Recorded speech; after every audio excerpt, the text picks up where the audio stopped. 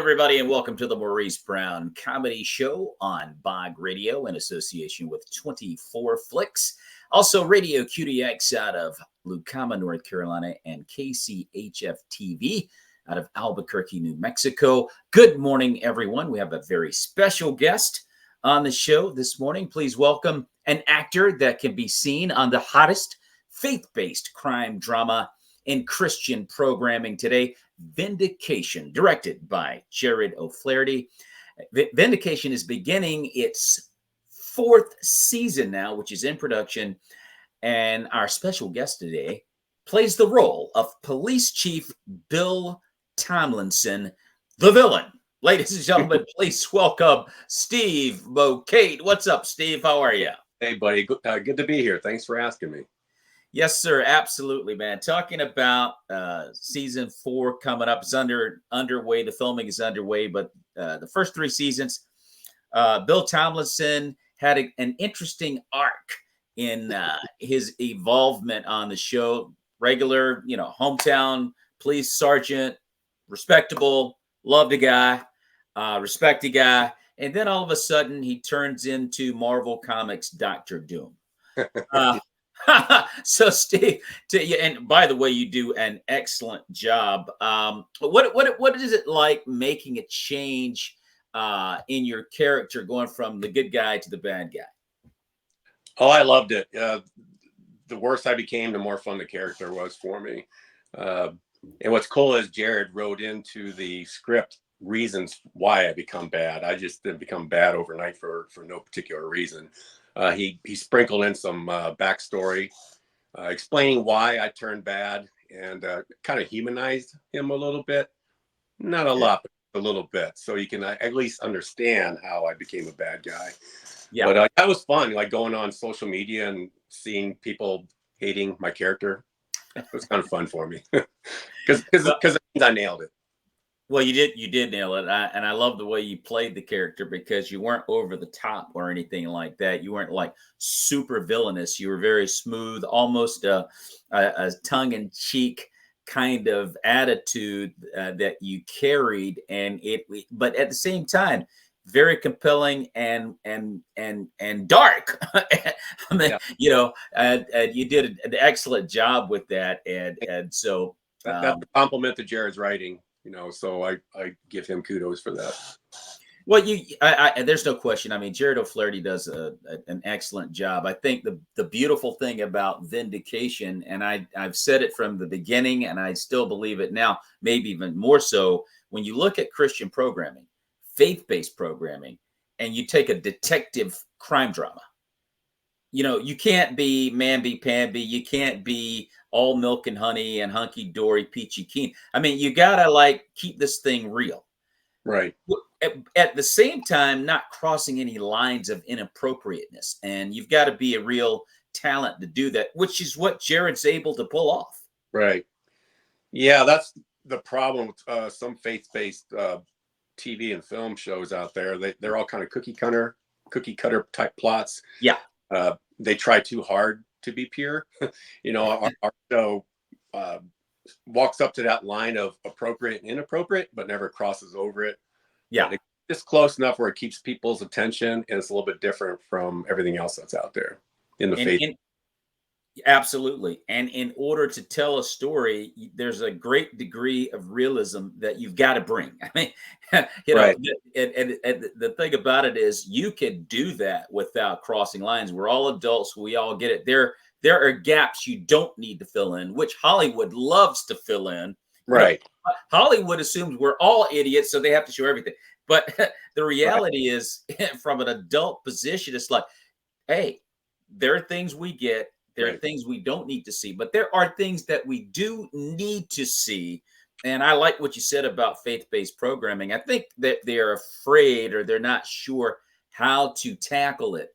And Jared's fearless. He does a great job with it.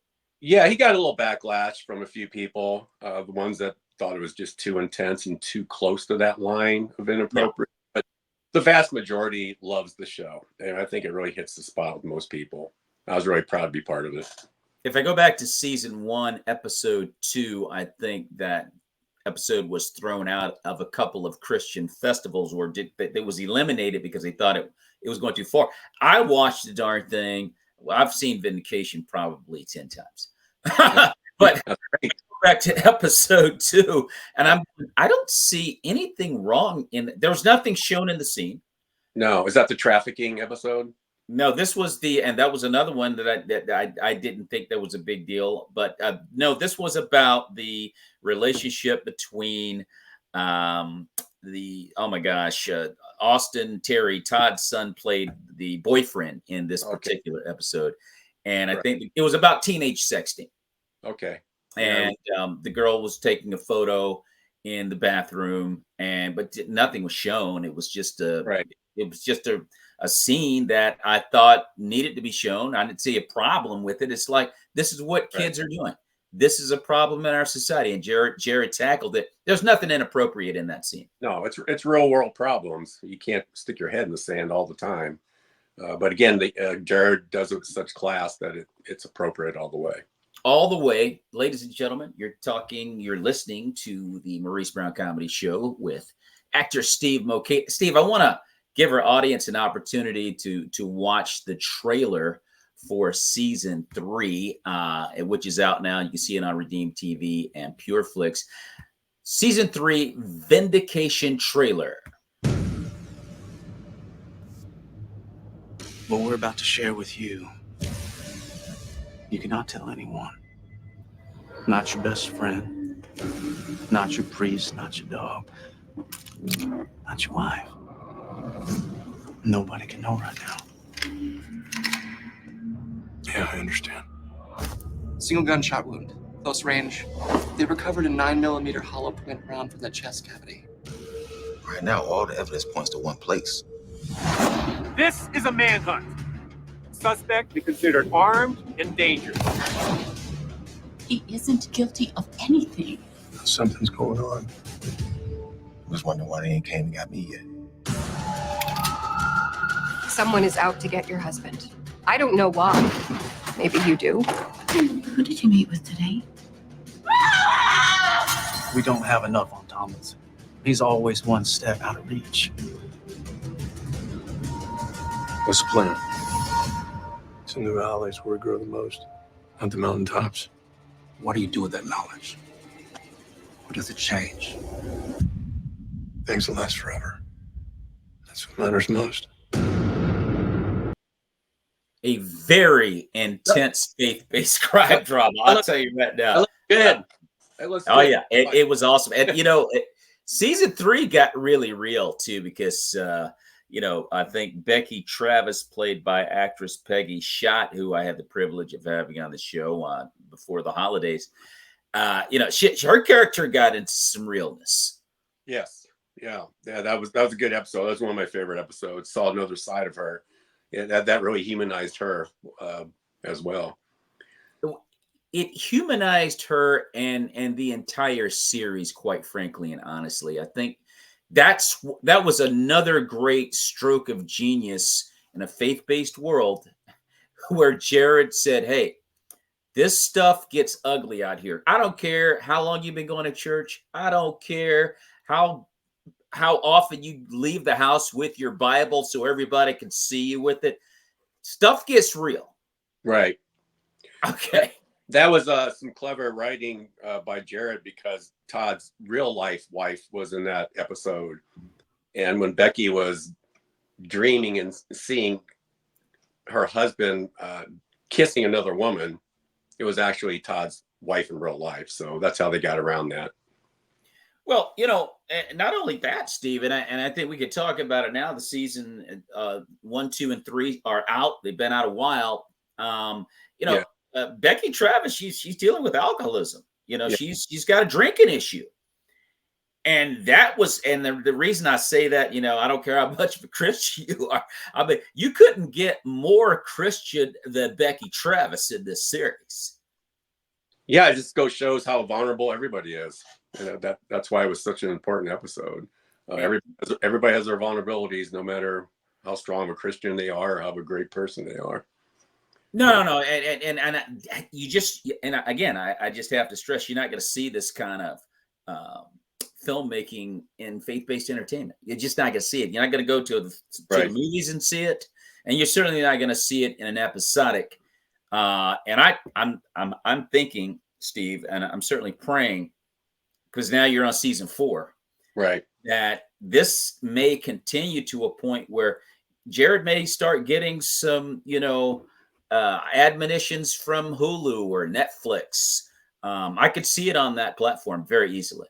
Yeah, I hope so. It definitely deserves to be on there. The audience has grown steadily over the last 3 years. So I'm surprised it hasn't happened already, to tell you the truth.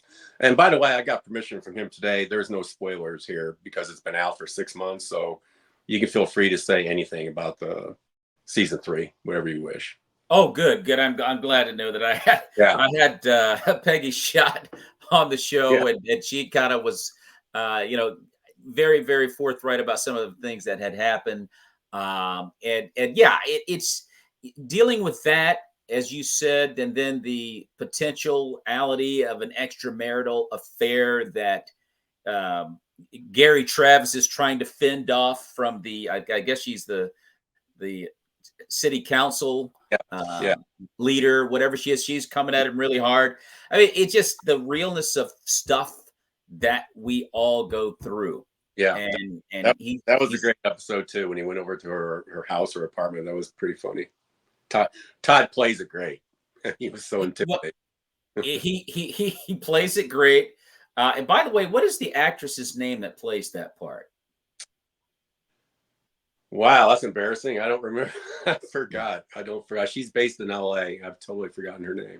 Very good actress. Well, I totally understand. I mean, you were extremely busy, particularly in season 3. I mean, it was, again, I thought you were the centerpiece of season 3. You became the reason to watch Vindication in season 3. Like, I got to see what Tomlinson is going to do next. How the heck is he going to finagle himself around this? No, you were extremely busy. I could see how you may not remember, but she did a great job. She goes back to season 2, where her romantic interest began with Gary Travis and dragged into season 3. Again, dealing with Becky and her drinking issue, the daughter, the way that her child was conceived, not knowing the father, who the father is of that child, and just, oh my goodness, dude. I just love the realness of. We got to have more of this in Christian entertainment, Steve. I'm telling you, got to have more of this. Yeah, it was great. All 3 seasons have been phenomenal, and I wish it would continue for a long time because it's the only thing out there like it. I had the privilege of being in the film Love Different in 2016, directed by Anthony Hackett. And also Tommy Ford from the TV show Martin. He was the guy that never had a job, that lived next door to Martin. But Anthony Hackett, the director of that film, feels like there should be, and we were talking about it a moment or two ago, a place in Christian entertainment where you have your pure and fluffy, your light and fluffy, and then there should be another category of Christian entertainment where it gets kind of grimy and edgy. What's your opinion of that, Steve? Yeah, well, I actually like film and TV that mesh the two together, because anything that's too dark drags you down after a while. So I like dramas that sprinkle in comedy, and I like sprinkle in drama. That's kind of my favorite type of things to watch. Yeah. Well, and I think Vindication does that a little bit. I mean, it's not a comedy at all, but every now and then there's some moments of levity, and I think that's important to sprinkle that in.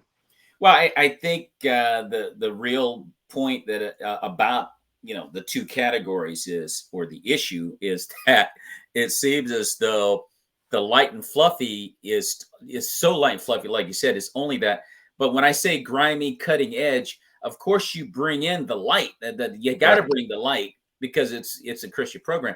So just dealing with hard-edged issues, I think is very much so needed. We had Cameron Arnett, who is also playing the part of Joe Anderson in an issue where he's, he was having a problem with, just dealing with pornography and prostitution, right, and sexual addictions.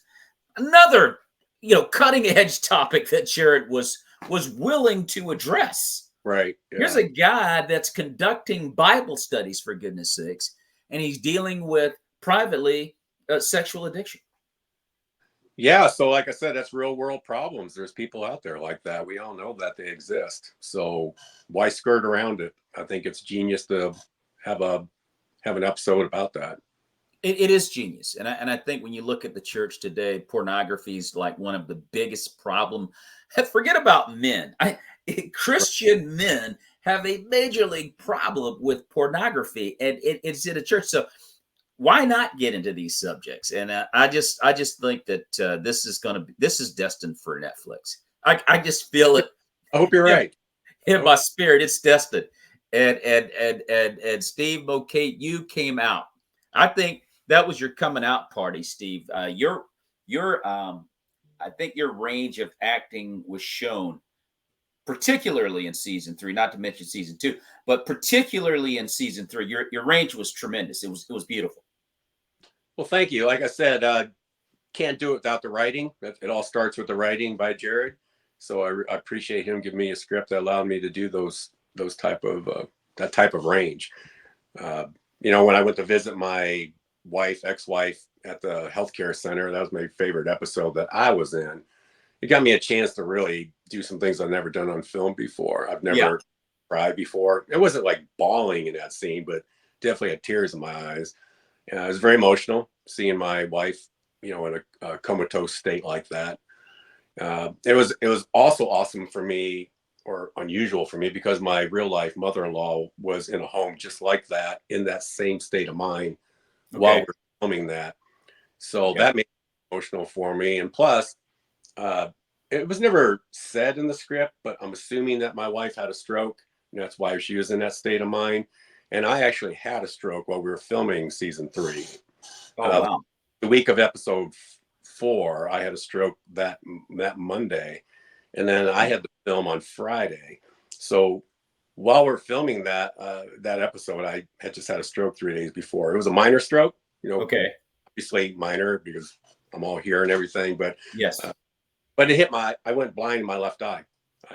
It's called an eye stroke. So I was blind in my left eye when we were filming that episode.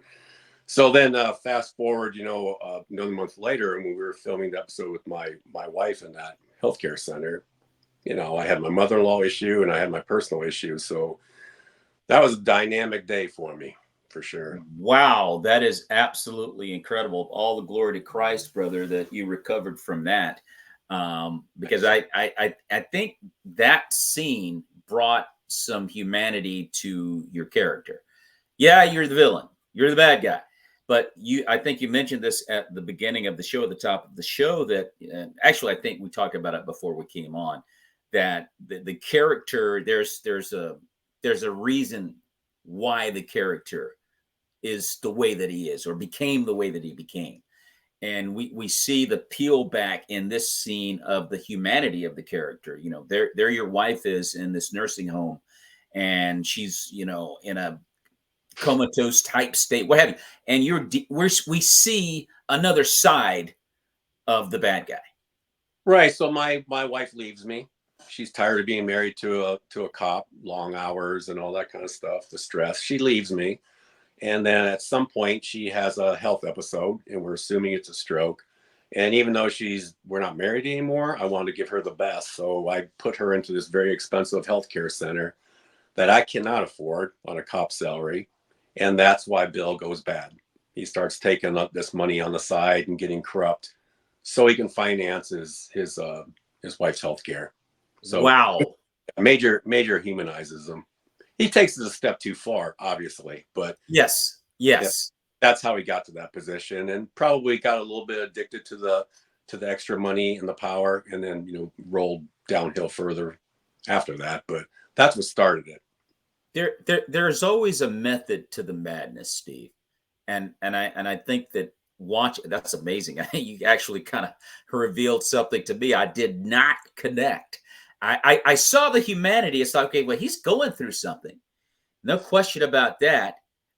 Clearly a good guy that's gone rogue, but the fact that he's doing what he's doing, it kind of brings, things a little bit full circle there. And Yeah, so it's amazing, man. And you pulled that off tremendously well. Ladies and gentlemen, you're watching the Maurice Brown Comedy Show on Blog Radio in association with 24 Flicks, talking with actor Steve Mokate from the hit crime drama Vindication. You can see Vindication seasons 1, 2, and 3 on Redeem TV, Pure Flix, and Amazon Prime. Right. Steve, you work with Venus Monique, and you and Venus had some face-offs in this film, and she's plays Detective Tanner, Chris Tanner. And what is it like working with Venus Monique? It's awesome. She's a great person. She's always smiling. She's always laughing, which made it so difficult because she's a wonderful person in real life. And all my scenes with her, I was being a total jerk to her. I was hitting on, I was doing all this scandalous business with her and trying to corrupt her at one point. Yeah. We're all actors. Obviously, we were playing characters, but still, when you're with someone who's that nice and a real person, it's it's a little difficult. But yeah, she's a great actress, great Christian, just a great person overall. Yeah, I had Venus on last year as well, and she is a super nice person. And you're right. Well, of course, when you initially met Venus, you didn't have a whole lot of respect for Chris Tanner in the show. Here we got this rookie who's making mistakes, and you were kind of disregarding her in the beginning. Then all of a sudden, when you became Dr. Doom, then it became contentious, and a lot of your scenes. Very, very, very believable too. Yeah, most of my my fun, nasty scenes were with Venus. I'm trying to corrupt her with money. I'm hitting on her. I'm rubbing her shoulder. It makes me kind of nauseous even thinking about some of the stuff I had to do. But she's such a great actor. It was fun doing all that with her. What was also interesting too about the scenes as you guys got darker in the as the seasons progressed is where not only did you have to have some really dark interactions with different actors on the set. I thought one of them, when you and the guys were at the house and you brought the girl over, you had hired her, and she ended up, of course, being murdered. But I just thought some of the things that you guys had to do to make it real, to make it authentic, some of those scenes must have been difficult to do. Yeah, it was a unusual night. It was uncomfortable for everybody, I think, and the actors really got into it, which kind of makes it more uncomfortable. But yeah, it was just that was a strange scene for sure, because obviously we all read the script. We knew where it was headed. There's some bad shenanigans getting ready to go down, and in real life, none of us are anything like that, obviously. So yeah, fun scene, but tense scene. I got to give a shout out to those guys, because the father of the young lady that was murdered at the rodeo, what is that actor's name? Forgot his name too. Okay. I'm so bad. You need to give me a heads up on this stuff. I forget I'm horrible with names. It's okay. It's okay, Steve. I remember my name often. I forget most everybody else's name.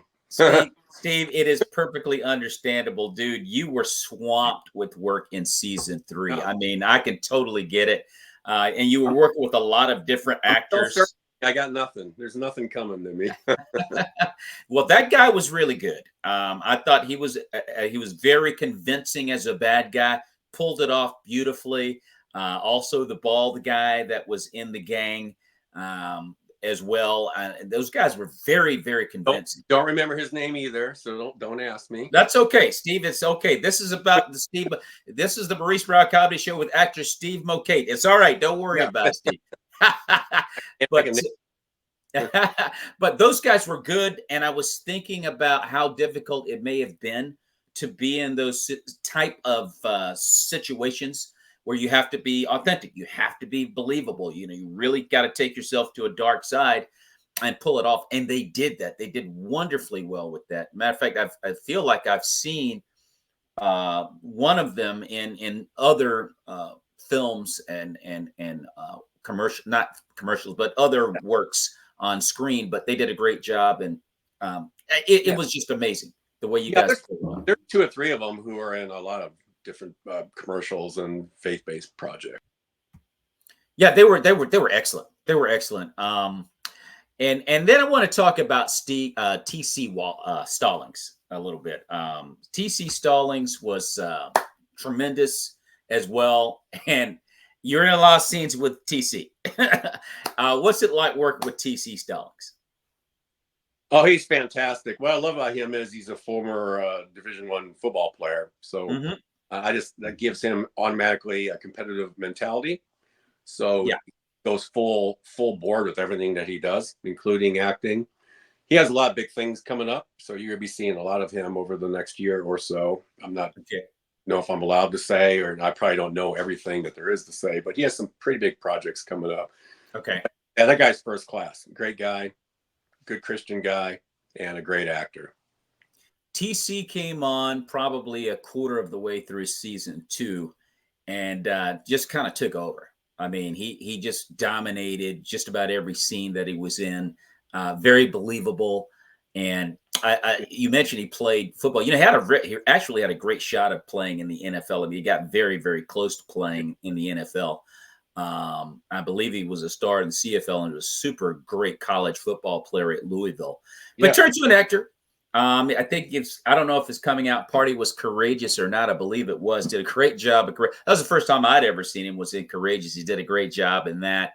And then he ended up in God's Compass. And then, of course, War Room in the Kendrick Brothers film, which was really a crowning achievement and moment for him.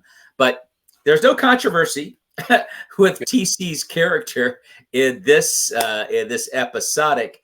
But he's a straight arrow. He's the kind of guy that you kind of want your daughter to marry, you know, and he just played it to the hilt. But one of the things, and I had an opportunity to be a part of episode 6 in season 3, but don't blink, you may miss me. But I was there for the filming on that particular day, and you and TC had a scene together. Coming down the hallway, and I think one of the traits about you, Steve, is you're very good off the cuff. Because anybody that's ever done a film knows you're gonna shoot a scene anywhere from 4 to 10 times, maybe 12. I don't know. Yeah. But I just love the way, and I think this particular scene you and TC did about, oh my gosh, it must have been about 10 times. I don't know. What is it like having to do retakes? I mean, does it get to the point where you're like, man, this is so tiring, or you just kind of get used to it as part of the business? This is just how it goes just about every shoot. I actually like doing several takes because in my mind at least, I get better with each take. The first few takes, I'm still a little nervous, still thinking too much about my dialogue versus just being in the moment. So the more takes, the better I become. So I don't want to do too many takes. I don't want to do 20 takes or anything like that. But, you know, I think my soft spot is like 8 to 12. I like doing at least 20 so that in the editing room, they can pick out the best of the best. Yeah, but, absolutely. Absolutely. If you had to look, or day, I kept calling him by the wrong name. So 2 of the takes, I wasn't calling him TC. I was calling him something else. I don't remember what. So I ruined 2 of the takes by calling him the wrong name. Funny stuff. I tell you, like I said, I was in Love Different in 2016, and I had a critical scene with Tommy Ford and Jen Gotts and Chandler and Anthony Hackett, and I'd never been in any film before. So I shoot this, and it's a long scene, and I nailed it. I said, I got to nail this. I'm with Tommy Ford and Jen Gotts. I got to nail this. And all of a sudden, it's okay, let's do it again from this side. And I went, oh, we're going to do it again? Yeah, I got to do all of that again. And we did it like 14 times, dude. I mean, it was all about angles, and it was amazing. Yeah, it can be exhausting if you're not ready for it. You know, where the camera's in front of you, in your mind, you've nailed it and you're done. And all of a sudden they're doing it behind your back. So you have to keep doing it and doing it. But the thing is, when the camera's behind you, you have to do it full force because you want to give the actor, you know, who's on camera, your best effort because it brings out their best effort. So you can't be selfish about it. Whether the camera's on you or not, you have to give it 100%. So yeah, it can be exhausting if you're doing too many takes, but that's what film and TV is. If you don't like that, you can go be a stage actor and you do it one time. Yes, yes. The difference in theatrical acting is it's live. Some actors don't like a live studio audience, but it's one take. You're right about that. You're right about that. Yeah. I think my experience in stand up kind of makes it fairly easy for me to do that. But no, it's one take, you're done. I want to ask you about Todd Terry. Todd Terry was in a scene in season 3, where he's kind of contemplating everything. The camera pans behind him and he's sitting in his office, and you just see his back, and the camera kind of pans around to his side. He's contemplating everything now. It's deep into season 3 that has occurred up to this point in his life. And I told my wife, I said, he's Superman. I mean, what is your experience in playing opposite Todd Terry, Steve? Todd's one of my best friends in the industry. He's a good guy, good Christian, good father, good husband. He gave me notes here. He told me what to so, but even without the notes, Todd's one of the best. He actually, before I met him, he was one of my favorite characters on Breaking Bad. He played an FBI guy in Breaking Bad, and I remember his scenes. He wasn't in a ton of episodes, but he was 4 or 5 episodes playing FBI guy, and I thought, this guy's pretty cool. He's a good actor. And little did I know he was a Dallas-based actor, and I'd end up in Vindication with him. But yeah, Todd and I are good friends. We text, several times a week, go out to dinner. Been to his house for a party a few times. So yeah, he's one of the best. He's one of the good ones. Now, when you say Breaking Bad, is that the one with Bryan Cranston? Yeah. Yeah. Wow. And I don't know, 4 or 5 episodes of that. Wow. And then he was in Better Call Saul, I think, for maybe 1 episode playing the same character. Pretty impressive stuff. We actually compete. We compete a lot. We have the same agent in a couple territories. We compete for the same roles quite a bit. Which is weird because he's nothing like me. He's kind of short, chubby, not very good looking. So I don't even know why we compete for the same roles. But what are you gonna do? So I'm going to ask you. So I think as we've been talking, you may have answered this question already, Steve. But I'm going to throw it out. Maybe that wasn't the answer to the question I'm about to ask you now. But during your filming of Vindication, has there been a scene that's actually stretched you as an actor? Well, the scene we already talked about when I'm visiting my kids in the home, because I had a lot of scenes where I had to cry or potentially cry. That was a very emotional scene, and I was able to work up the tears. I wasn't, they weren't flowing because I don't think Tomlinson would have flowing tears. But my eyes definitely watered up, and that's not something I've had an opportunity to do really ever before. So, in that regard, it stretched me out. Steve, I noticed just on a private note that you've run 12 marathons, and you've run a 50-miler. Do you still run marathons? No, I barely even walk. I had a hip operation about 3 years ago, and I got infected twice, so they had to operate on it 2 more times. So 3 hip operations ended my running days. I still try and walk often. I lift weights every day, more so than anything else, but I try and get out there and walk a little bit. But no, my marathon days are over. That 50 miler was kind of interesting because that was going to be a yearly thing. I did 50 miles because I turned 50 years old. Yeah. And then afterwards, I thought, okay, next year I had to do 51. I barely made 50. How am I going to do 51? And then 52. And plus, I'm getting older. It's getting longer in distance, and I'm getting older. So, I threw that idea out the window. I just did it that one time. Man, that's amazing. So the hip degenerated as a result of the running? Yeah, probably. I played football in college and high school and stuff, and just wear and tear, normal wear and tear type things. And I did a movie called The Hunt about a year before my first operation. I had a lot of stunt scenes where I was falling down on that hip. Yeah. And I'm not blaming it on the movie by any means, but it definitely sped up the process. I just kept banging that bone over and over and over. And it got a lot worse after I filmed that movie. So I finally I went and got it taken care of. And my surgeon says he does 100 hip surgeries a year. One person will get an infection. And I was the one person. So, if it hadn't become infected, I wouldn't even know I had hip operation, because at the first operation, until it got infected, I was perfect. I was still running. I was doing everything I wanted to do. But after cutting through all those tendons and all that stuff 3 times, now running just really isn't something I can do anymore, unfortunately. Yeah, that's got to be a really bad feeling. I mean, runners, that runner's high, you get that dopamine going. It's such a great euphoric feeling. And so to have to stop is got to be really, really tough on you. I mean, have you done anything to supplement that? Like, maybe on the stationary bike or elliptical or anything like that?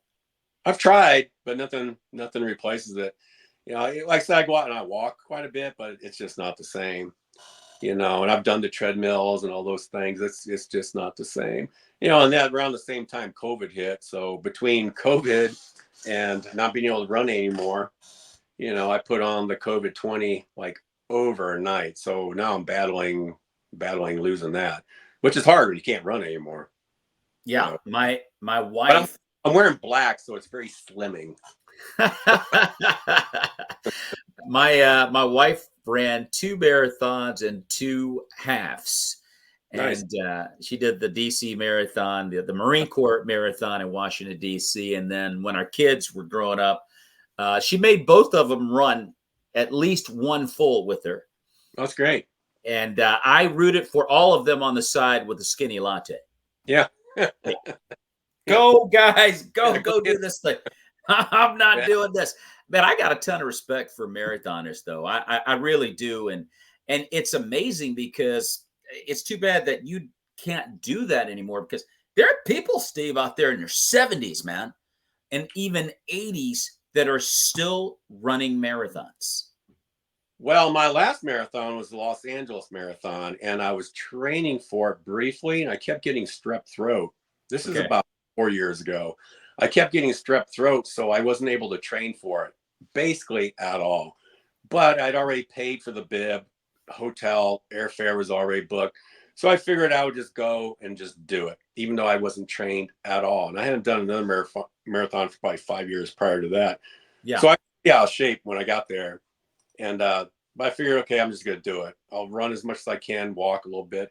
Ended up running about half of it and walking most of the rest.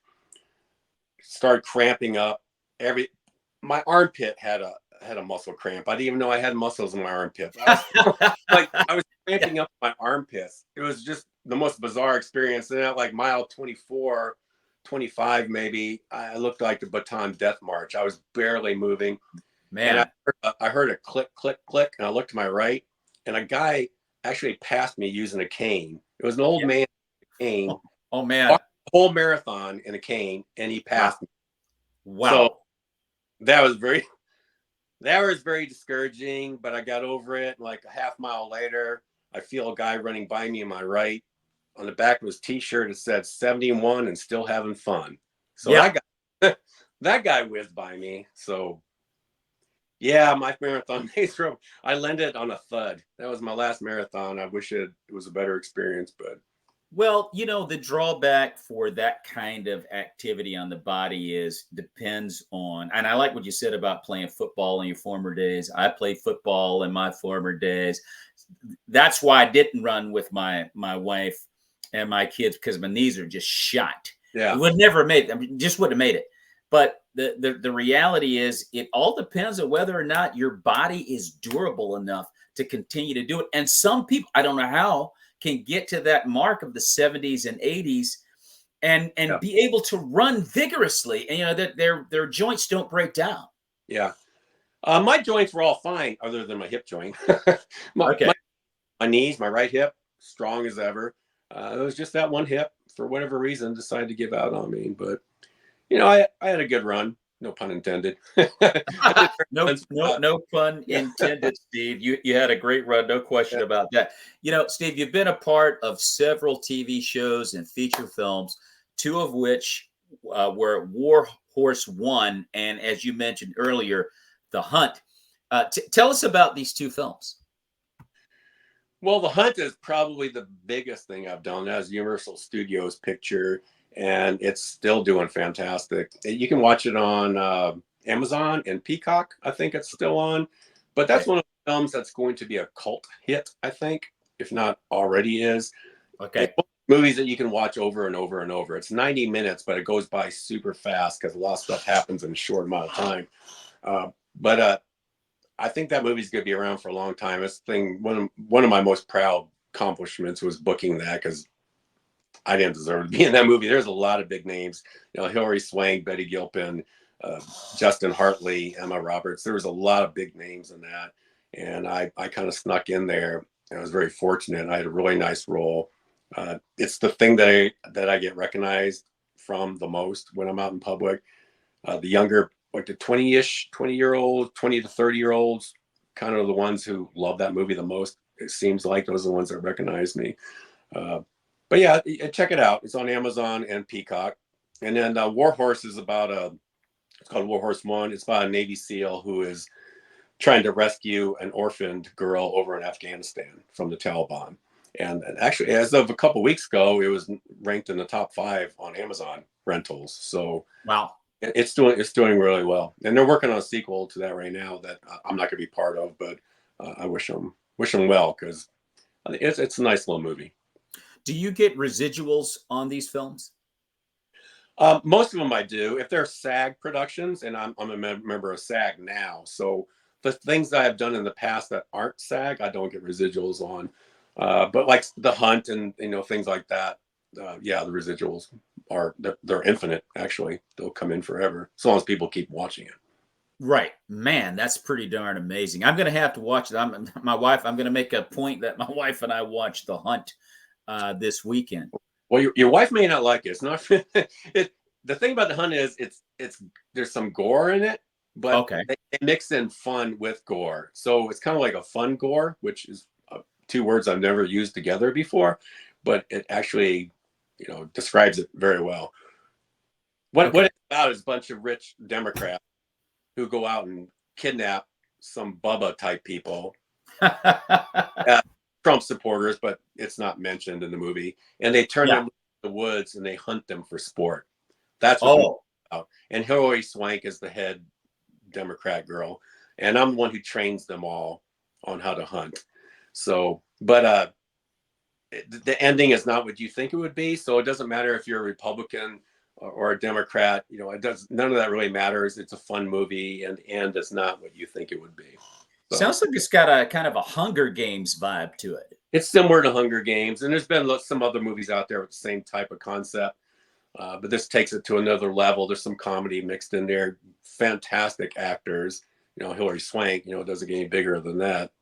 No. Great action scenes, a little comedy sprinkled in. It's a fun movie. I really love it a lot. Yeah, I think my wife might like. She loved the Hunger Games, and she had me get into it, and she kind of I don't know, but I don't know. I tried to watch The Grateful Eight, and I got about 5 minutes in, and she said cut it off. So maybe not, Steve. Anyway, I don't think it's as gory as something like that, but yeah, watch it on your own. Let me know what you think. I'm definitely going to do that. I'm definitely going to do that. What is the one thing, Steve? And here's another. I don't think that you expounded on this comment where you said you were stretched in a particular scene, but since you've been an actor and you've been in a lot of films and you've been around a lot of actors and actresses that have Hilary Swank, as you mentioned before, that have got some acting chops under their belt. What's the biggest thing as far as your experience in acting over the years that you've learned about the craft that's made you better at it? Well, I think I've become a lot better at listening. And when you first start out, you're in a scene, the other character is doing their dialogue and you're not even listening to them. You're just waiting for them to stop talking so you can say your lines before you forget them. I think that's a common thing with younger actors or people just getting going. So what you have to do is you have to learn to be in the moment. You have to not just watch the other actors' lips move. You have to listen to them. Yeah. Listen to them, feel what they're saying, have expressions that make sense. Be in the moment like it's real. And then you say your lines when your time comes. But I think that's a common mistake with a lot of actors, you know, young actors and older actors. You can kind of tell where they're just waiting for the other actor to stop talking so they can deliver their lines. So I've gotten a lot better at that. You know, Okay. It's not perfected. Nobody is ever perfect, but that's one thing that I work on the hardest is being in the moment. Yeah. Yeah. And so when you really think about that in a scene with someone and you're thinking, you know, what you're going to, you know, I think that's the tendency for actors. I don't have a ton of experience, but I've been in a film, and I can tell you that that's always been my mindset. It's like, got to remember my lines. I got to remember this, yada, yada, yada, yada, yada, nail it. But to really get, I'm not naming names or the project, but there's been times where I've been in a scene delivering my lines and the other actor's lips were moving at the same time, repeating my lines because they had done it so many times in their head, thinking of what I was saying and what they were going to say. Like their lips were actually moving as I was talking. It was very unusual. was it distracting? Very distracting. Yeah, like I was with a ventriloquist or something. Yeah, that's not a good thing. But getting the rhythm of the scene, it does, I believe, depend on really absorbing what the other members of that scene or person in that scene that you're with, what they're doing, and trying to get an emotional response to what they're saying, rather than just kind of being robotic and saying, "This is what I got to say." Yeah, I mean, most actors are only as good as their the person they're delivering the lines to, because you play off of them. You know, if they're just sitting there staring at you or moving their lips, and make sure. Right. So nerves and butterflies, I can tell you as a stand-up comic, that's something that happens, and acting, all of that stuff. And everybody has their own way of dealing with nerves, you know, before they perform, you know. And I know in the comedy game, I mean, I've got a very good comedy friend who's really good, but you can't get within 6 feet of him, you know. You know, is kind of got a COVID restriction before he goes on stage. Like, don't, and he doesn't say don't come near me. Yeah, you can look at him and tell, don't go near that guy. You know what I mean? And but that's his calming effect before he goes on stage, and he kills. Yeah. Everybody has a style and method. What is your method of just calming down and getting yourself ready to do a scene and overcoming those butterflies? I always found that just knowing your dialogue so well that it's impossible to mess it up. That's very calm, gives you a very calm effect right there. Because nerves usually are, I mean, you got the cameras and the lights and people are staring at you, but most nerves are related to remembering your lines, not embarrassing yourself, not blowing, the scene for everybody involved. But if you know your lines so well, that's impossible to forget the lines. That gets rid of a lot of the nerves for me anyway. Another thing I do is I stretch. You know, a couple minutes before we go live, I'll start stretching my hamstrings, which is kind of weird, but it kind of relaxes me a little bit. Just kind of keep limber in the background. Absolutely. And every production is different. I like to be alone before action, but there's some times where you can't be, and you're forced to be doing small talk and everything before they hit the camera. And I prefer not to do that, but you don't want to be a jerk about it. If someone's sitting there making small talk, you have to engage. But I'd rather be by myself, stretching, saying the lines a few more times just to make sure everything's cool. And but that's how I get rid of most of my nerves right there. And that's what I like to do if I go to a comedy show. I like to chit chat, and I don't want to think about what I'm going to say before I get on stage. I don't want to look at my notes. I don't want to play it over in my mind. This is what I'm going to do when I get up there, and then the next joke. It's like if I don't know it by the time I get to the venue, I'm done. And so you're here. Everybody's different. Yeah, everyone's different. I get why you're like that. In my world, I just like to appease myself one more time and go over to make double, extra, triple sure that I know this stuff. Oh yeah. I love hearing the methods that people have to stay focused and calm in entertainment, because there's so many different people have so many different ways, Dave, of staying calm. Yeah, but it works for them. Different ways of staying calm, different ways of learning your lines. I mean, you ask every actor, they'll give you a different answer on how to learn your lines, and whatever works for you, is the best way to go. Oh yeah. And Steve, so we talked about what you've been doing with Vindication, and season 4 is coming up here. I would imagine maybe by the end of the year. I don't know if you're privy to that information or not. But Bill Tomlinson's run ended in season 3, correct? Yes, final episode. I murder a guy and I get arrested. So off to jail with Bill Tomlinson. So yes, I am not in season 4, and who knows what the future holds. Maybe he'll come back at some point, but as of right now, I am not involved anymore. Well, I got to say once again, I loved your part as Chief Bill Tomlinson. Steve, you killed it. No question about that. What is coming up on the horizon, however, for Steve Mokate? Well, I have 2 films coming out sometime this year. One of them is called The Senior, which I'm really excited about. It's a true story about a 60-year-old guy who goes back to college and finishes his senior year of school, and he plays football his senior year and finishes it up. And it's a true. Michael Calkis plays it. He was in The Shield. Yeah. Yeah, he plays the guy. He looks just like him. The real life guy was on set every day, so they look very similar. So that movie is very exciting. I'm really looking forward to that.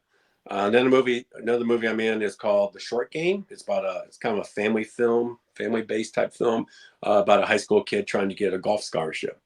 And so I'm excited about that one too. They've said the editing's going really well and it's looking pretty good. So The Senior, about the football player, they had a little mini premiere down in Miami a few months ago, and it got rave reviews. So I think that's going to be a nice little hit. So I'm really looking forward to it.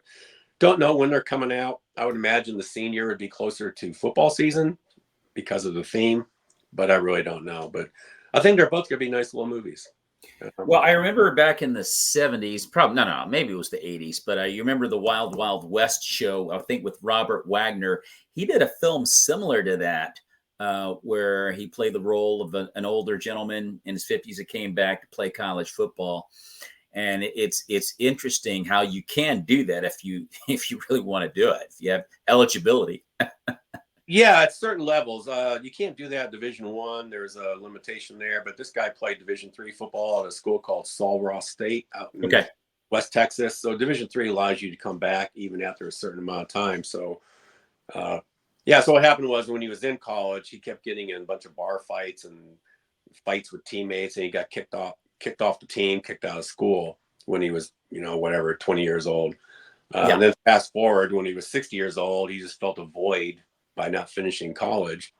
And he was at a reunion, I think, and his friends kind of jokingly said, you should go back and finish. And he looked into it and did it. And it's pretty awesome. Look forward to it. And that stars Michael Chilkis. Excellent. I pronounced it wrong. You said it right. Yeah. Excellent actor. And I think I remember the first time I saw Michael Chilkis was in an episode of Seinfeld. He's a really good actor, though. The guy's got tremendous range. He's really good. Well, congratulations to you on that. I'll look forward to those films coming out later on this year.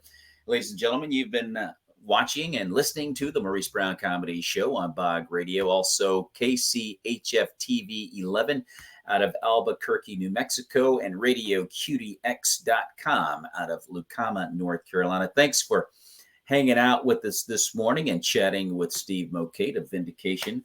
You can see him in seasons 1, 2, and 3. It's a hit faith-based crime drama. You can see it on Redeem TV, PureFlix, or Amazon Prime. Steve, once again, man, thank you so much for being on the show. It's always great chatting with you, my friend. And may the peace of Christ continue to be with you and your family. God bless you. Thank you, Maurice. You're a good guy. It's good seeing you. Thank you, Steve.